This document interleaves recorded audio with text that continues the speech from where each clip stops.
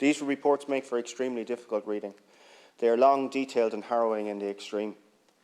And sometimes in the midst of all that information, it's the smallest details that affect you emotionally and key you into the wider context. Grace was born on 28th of September 1978. She's just 1 year younger than me, and we would have spent a great deal of our lives not 50 miles from one another. But we grew up in different Irelands. By accident of birth, I was born into what was the socially acceptable family unit with every advantage, and in an Ireland that was slowly shaking off its repressive shackles and facing forward.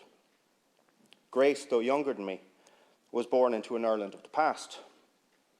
An Ireland with an extraordinary and dark history of incarcerating its women and children.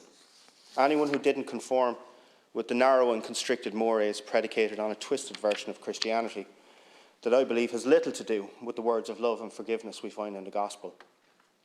Her life is linked by that dark thread to the industrial schools, to Magdalene laundries, to all those repressive outworkings of an unhealthy relationship between church and state that existed from the foundation of the state. Grace's mother lived in a mother and baby home in Cork for 2 months prior to her birth. Her birth was as traumatic as her later life was to be, and the cause of her disability. She was delivered by forceps and suffered significant trauma to her brain as well as asphyxia and required intubation.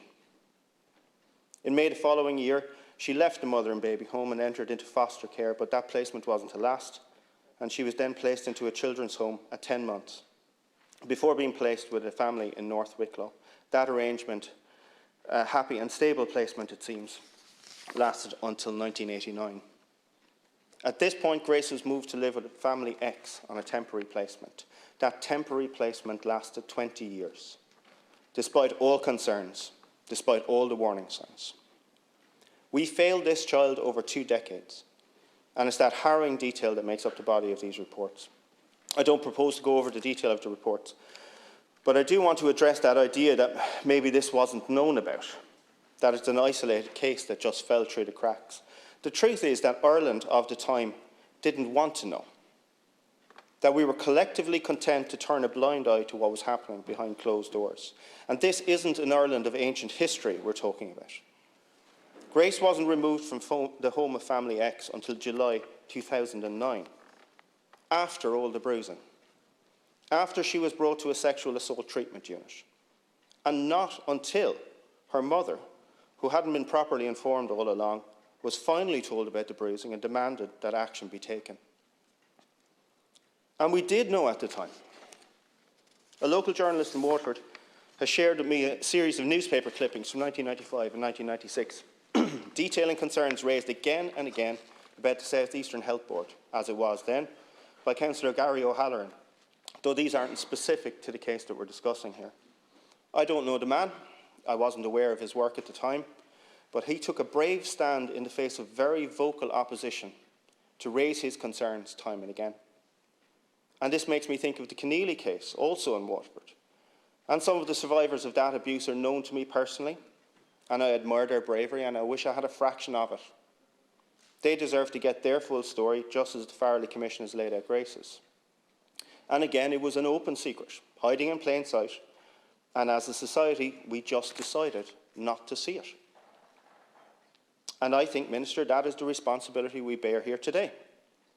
We can't unpick Grace's tragic history.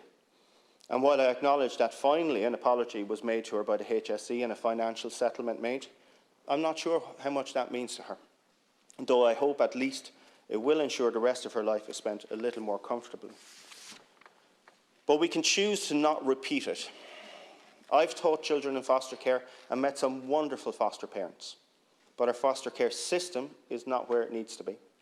My colleague Patrick Costello has a record of vocally advocating on this issue, and it's a sector he knows well from his previous working life. The change in child protection guidelines was something I welcomed as a teacher, and the move to make those receiving a disclosure a mandated person in the eyes of the law. There are none of us who should abdicate our responsibilities to advocate for a child or a vulnerable person who is in danger. And as other deputies have referenced, this is about accountability.